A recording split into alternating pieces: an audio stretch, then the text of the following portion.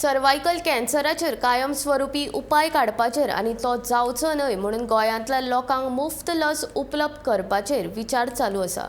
देशांतल्या हेर राज्यांचे तुळेन गोंयांत थानांच्या क्रमांकांचें प्रमाण चड आसा। ताची कारणां सोदून ताचेर उपाय काडपा खातीर सरकार फावो ती पावलां उखलता अशें मुख्यमंत्री डॉ. प्रमोद सावंत हाणें सांगलें।